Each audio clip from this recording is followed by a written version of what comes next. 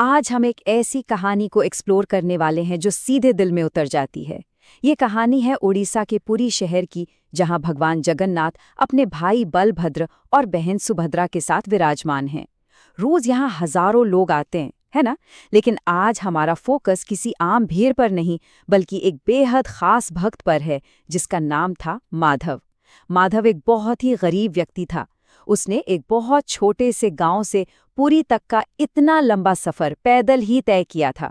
आइए उसकी इस बेहद इमोशनल जर्नी को थोड़ा करीब से समझते हैं। ठीक है, आइए इसमें गहराई से उतरते हैं। जरा सोचिए, मीलों का सफर पैदल तय करने के बाद जब माधव मंदिर के दरवाजे पर पहुंचा होगा तो उसकी हालत क्या रही होगी? एकदम खस्ता हाल। ना तो उसके पास पहनने को अच्छे कपड़े थे और ना ही चढ़ावे के लिए कोई कीमती चीज। उसकी ये बेबसी और भोलापन तब और भी उभर कर सामने आता है जब वो हाथ जोड़कर आंखों में आंसू लिए बस इतना कहता है, हे प्रभु, मैं बहुत गरीब हूँ, मेरे पास और कुछ नहीं, बस अपना सच्चा मन लेकर आया हूँ। ये उसके सफर का पहला सबसे बड़ा इमोशनल टर्निंग पॉइंट है, जहां वो लिटरली अपनी पूरी आत्मा को भगवान के सामने खोलकर रख देता है।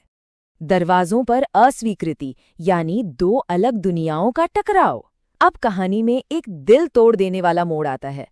माधव आखिरकार अपनी मंजिल पर पहुंच तो गया, लेकिन अचानक उसके सामने एक बहुत बड़ी और कठोर दीवार खड़ी हो जाती है।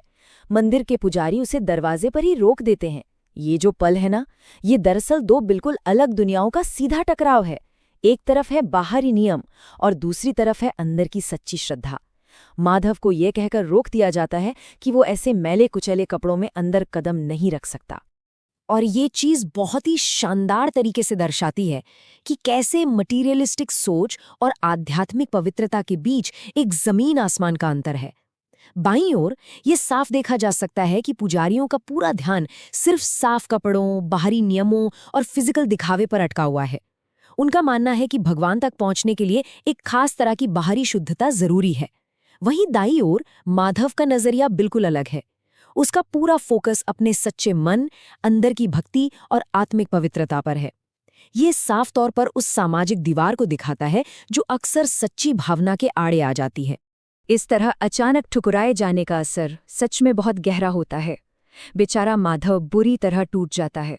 सोचकर देखिए, इतनी लंबी यात्रा, इतनी सच्ची भावना, और जब आखिर में मंदिर के बाहर ही रोक दिया जाए तो दिल तो टूटेगा ही ना।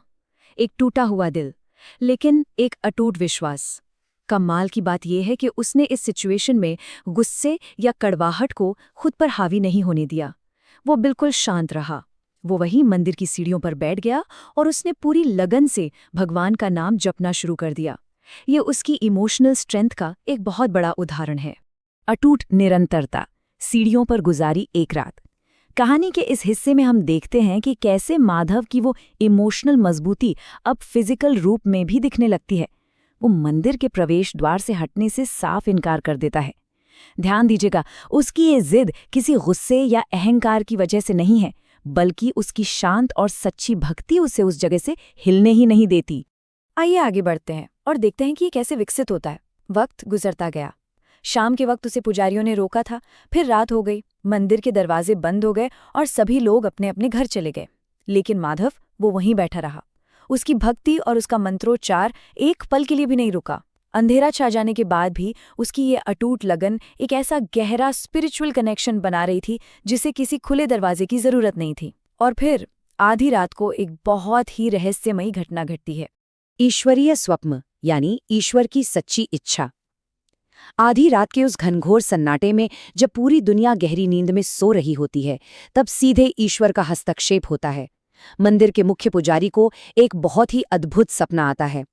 इस सपने में साक्षात भगवान जगन्नाथ उनके सामने प्रकट होते हैं और कुछ ऐसा कहते हैं जो बाहरी दुनिया के इन सारे नियमों को पलट कर रख देता है। भगवान जगन्नाथ उस सपने में पुजारी से जो कहते हैं वो इस पूरी कहानी का सबसे बड़ा और सबसे गहरा मैसेज है।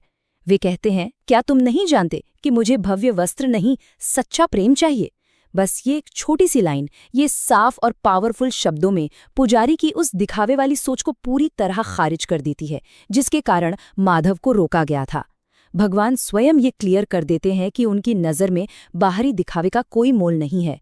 एक तरह से ये माधव की उस प्योर मेंटल और इमोशनल स्टेट पर ऊपर वाले की फाइनल मोहर थी।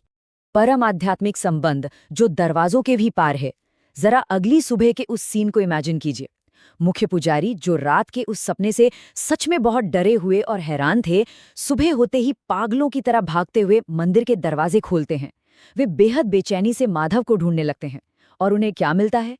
माधव अभी भी उन्हीं सीढ़ियों पर बैठा है और पूरी श्रद्धा के साथ वैसे का वैसा ही भगवान का नाम जप रहा है।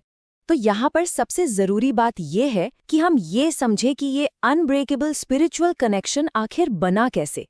पहला, बिना किसी कड़वाहट के अपनी गरीबी और हालात को अपनाना। दूसरा, ठुकराए जाने और रात के उस घने अंधेरे के बावजूद वहां डटे रहना। और तीसरा, सबसे अहम, ईश्वर को इस बाहरी दुनिया में ढूंढने के बजाय अपने अंदर खोजना। माधव के इन्हीं इमोशनल स्टेप्स ने उस गहरे कनेक्शन का निर्माण किया जिसने स्वयं ईश्वर को उसे पुकारने पर मजबूर कर दिया। पुजारी भागकर माधव के पास जाते हैं, हाथ जोड़ते हैं और उससे माफी मांगते हैं। वो उसे बताते हैं कि स्वयं भगवान ने उन्हें उसके बारे में बताया है और उसे अंदर बुलाया है। लेकिन माधव का जो रिएक्शन था ना, वो इस पूरे इमोशनल सफर का सबसे हाई पॉइंट है। वो आंखों में आंसू लिए कहता है, मुझे अंदर आने की कोई जरूरत नहीं है, प्रभु तो मेरे दिल में ही है। पुराने कपड़ों वाला वो गरीब इंसान इस एक लाइन से साबित कर देता है कि वो बाहरी मंदिर की इन छोटी मोटी सीमाओं से कहीं ज्यादा ऊपर उठ